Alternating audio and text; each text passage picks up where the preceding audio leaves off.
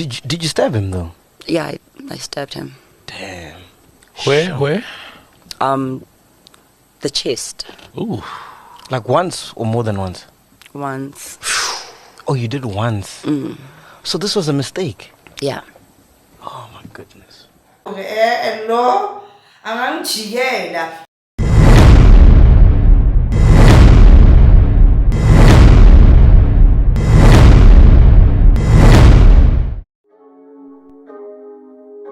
Vault opening. Welcome to the vault. Hello, what is up, you dazzling diamonds and the others? Welcome back to my channel. My name is Linda Kyle, and this is the vault. Anyway, you guys are. Yay! I'm telling you, something is happening here. Anyway, you guys, let's jump straight into this video. Alrighty then, you guys. In this video, we are going to be talking about Sindisiwe. I don't know her surname. I just feel like I don't really care to find out what her surname is. But I'll tell you who she is. Sindisiwe is the girl that stabbed Flaba to death. Flaba the rapper. Years ago, right? And she served her time and now she's out of jail on parole. It sounds very scary, right? She stabbed her boyfriend in the chest and he died. Very, very scary thing. I was actually sitting and asking myself, Lynn, if you ever came in contact with this woman, because when you look at her, she's so beautiful, well put together, and relatively well spoken, how would you feel? And knowing what I know about her, and if it was any other person, I would be terrified to be around that person. I would be terrified to be around any person that has killed someone, even if it was a mistake. How do you, it's like, you always wonder, man, how do you get to that point where now there's a weapon involved? Because if there's a weapon involved, it just feels to me like your intentions are so clear. Because even in Sindisiwe's story, and we heard about the story now on Mac G's podcast because she was there. Even in Sindisiwe's story, she said that they were arguing and she locked herself in the room. I think it was a back room in Alex. That's where her and the late Flaba was staying, right? And then she said that Flaba came to the room with a knife to try to open the door. How is he trying to open the door with a knife? You understand what I mean? Well, why did he try a hammer? Why didn't he try to break it down? But he chose to open the door with a knife in a heated situation because they had already been arguing that night. It was already tense. So when you come into an argument or a situation and now there's a weapon, a knife, it's like, ish. At that point, I'd probably be like, I'm so sorry. Yes, you were right. I love you so much. I'm so sorry. Until the knife is gone, then we can continue the argument. But when there's a knife or something like that, it can never go right. She said that Flaba brought the knife. And once he gained entrance into the room, the argument continued. I don't know how. But she was able to disarm Flaba. And then she stabbed him in the chest. Now, when people heard this story, once again, on Mac G's podcast, they really weren't happy because they feel like she's not remorseful. Obviously, the prison system or whoever, the people that check these things, they thought that she was remorseful and reformed for her to actually get paroled, for her to be out on parole. But you know how it is, guys, and I've seen this happen one too many times. We all have. These murderous people will go to jail, and when they're in jail, they do all the right things. There's a way for you to get out. There's always a way. If you're not that like sentenced for life or all that kind of like, you know, that deep sentence or death or whatever, There's always a way to get out, and usually what steps they follow is they go to school, stay out of trouble, assist everywhere and anywhere that you can when you're on the inside. Admit to your crime and seem remorseful and regretful. I'm not saying that she's not. I'm just saying, but that's the pattern that I have noticed. And when you are being assessed and evaluated, and they see, oh yeah, this person knows that they did wrong. They are remorseful. They are admitting. They are doing good deeds on the inside. They say that you are reformed and it's time for you to get out. But anybody can play that character and act remorseful. We actually don't really know, because we don't know what really happened between those two people on that fateful day. We don't know. Only Cindy does, and Flaba, but he's gone now. But it seems like there's a twist. It seems like Flaba's family have now found out that Sindisiwe was on the podcast. Not only that, she said that she's doing a documentary. So when she was on the podcast, she couldn't divulge too much information or give too much away because she has a documentary coming out about the whole situation. So when, excuse me, Flaba's family found out that she's doing this documentary, the mother is now speaking out to the newspapers and saying that, we don't agree with this documentary situation.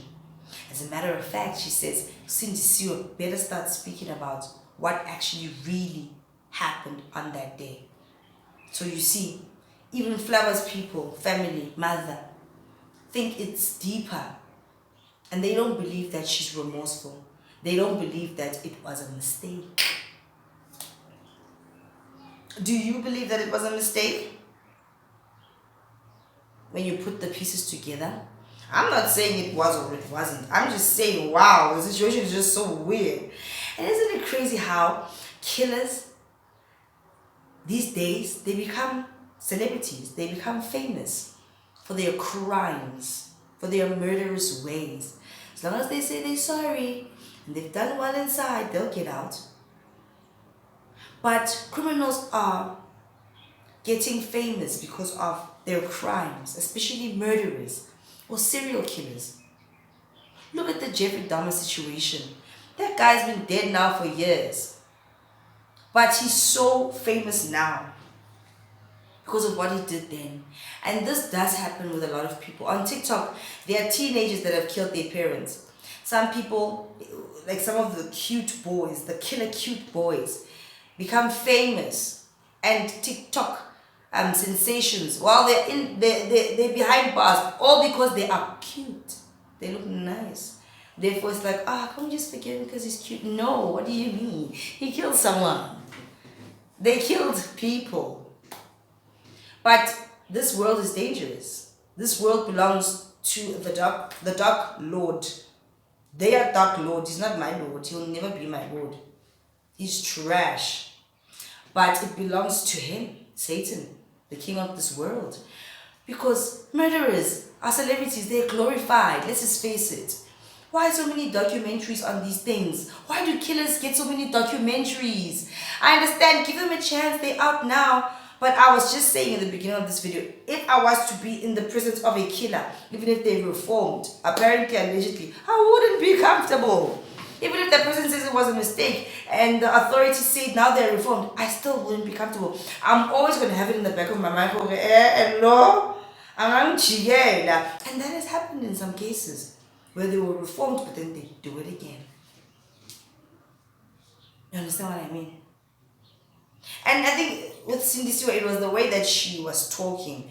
She was very calm about it. Like, we were drunk, things happened, people were jealous, and then that bad thing happened. Like, that bad thing didn't just happen, nigga. You killed a man. You stabbed your man to death. You were able, they both drunk, but she was able to disarm him and stab him in the chest. If it was just a matter of the knife was pressed against him and then it was pressed a little bit, why would it go so far to go puncture his lung? That was like, wow, that was force. Let's just, come on. in my opinion, okay, let's just call it what it is. I heard the judge when they were sentencing her, or one of the days they were in court, you plunged the knife. Because how does it penetrate so deeply? If it was just it tussle and pull, not almost scratch or something like, man, and then you guys are gonna let it go, whatever, and then carry on your argument. But again, into the chest. So was it really a mistake? I don't know. You guys are gonna have to let me know in the comment section down below what you guys actually think. It's just really winky wonky. And that girl seems like she's a smart enough girl to know, follow the rules. And here we are. And people are not actually happy about that. How about Chup, they go in, they come out, they have shows. You see who this world actually really belongs to. These are the end times, guys. Let's face it. Darkness is running things right now. It's not always going to be like that. Let me drink some water, guys. My throat is very crispy, crunchy. I think you guys can hear it. Oh my god. Guys, you must stop drinking tap water and get filtered water. Full time. It's good for your pineal gland. It's good for your skin. It's just good for you. It's clean. It's clean. But anyway, that whole Sindisiwe situation is so weird. This whole situation in jail of murderous people, dangerous people, in my opinion, getting so much recognition and fame and document. They all get documentaries. It's like this evil world, or the people that run it want us to know the deep details. And for some reason, I feel like it creates more monstrous people. Because there are some people that do crimes to get famous. Did you know that? It's a very quick way, sure way to get famous. Because you're a killer. People want to know, hey, who's this killer? Why do they kill? What's in the killer's mind? We don't actually want to know what's in the killer's mind. We know what's in their mind. It's murder. That's what's in their mind. We're not in the same WhatsApp group. So, yeah, that's what it is with Sindisiwe and the Flaba situation. It was so awkward. Even Sopenduk on the podcast was saying, I think Meiji had said that these things can happen. And then Saul was like, no, these things actually don't really happen. For a fight, that's what I was saying to you. When a fight can escalate to that point where a weapon is introduced into the situation, especially a weapon like a knife, just any weapon, yeah.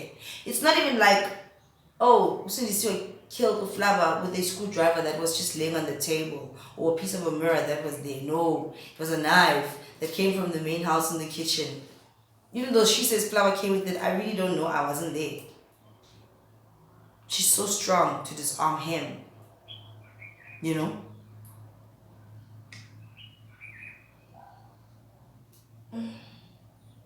Calling her off. That's all I can say. You can't enter off. Nah.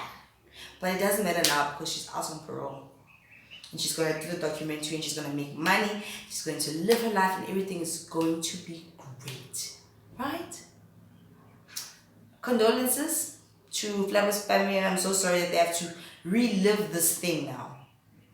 Because the person that killed their child is getting recognition and fame and it's going to be getting money. And they just sitting there like, so it's like, you can't believe it. It's like, I can't believe. You know what I mean? It's like you're in a really bad dream. It's like, how can this be? You know what I mean? It's that type of situation. Anyway, you guys, if you guys haven't already, please do like, share, and subscribe to this channel. And if you guys do enjoy my videos, please do click on that thank you button. And do let me know what you guys think about this Sindisiwe who killed her boyfriend Flaba. Oh, before I go, then now the mother is saying that a few days after the burial of Flaba, they went back to the cemetery. But when they got there, all the flowers that they had placed on his grave and anything that was red was moved to the side of the grave. Only there were only 2 new red roses crossed. We all know what people do at graveyards and stuff. Why were those 2 roses there? Why was any other red item removed? And then apparently the family confronted Sindisiwe, and then I think she said, but I did ask you for permission, or she can't really recall. Something like that. Yeah, can go. Woo! Calling door off. Something funny is happening over there. Right? Let me know what you guys think in the comment section, and I will see you in the next one. Bye.